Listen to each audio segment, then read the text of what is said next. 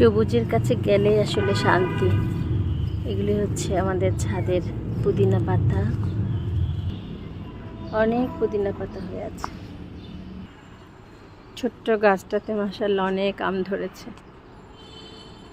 আমাদের ছোটবেলায় আমরা বৈশাখ মাসে যত গরমই থাকুক আমরা চলে যেতাম আম গাছের নিচে। মাচা বাঁধা থাকতো যখন গ্রামে ছোটবেলায় থাকতাম, সেখানে বাতাসে একটা আম পড়লে সবাই মিলে দৌড়ে যেতাম, আমটা কে নিবে সেজন্য প্রতিযোগিতা। অথচ এখনকার বাচ্চারা মনে হয় কি আম গাছের দিকেও ফিরে তাকায় না।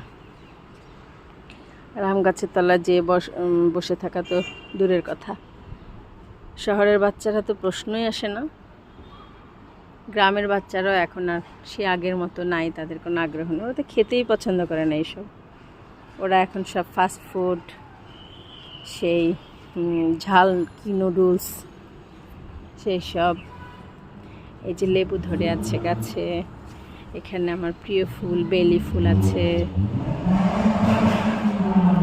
আমাদের ছাদটা খুবই সুন্দর মাশাআল্লাহ।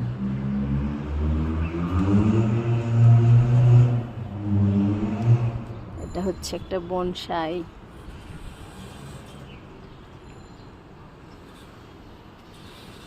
অনেক রকম গাছগাছালি আছে। আমাদের বিল্ডিংয়ের অনেকেই এখানে গাছ আছে, একজনের না, সব গাছ অনেকেরই আছে। ওই যে বাতাবি লেবু ধরে আছে, ফুলের গাছও আছে অনেক।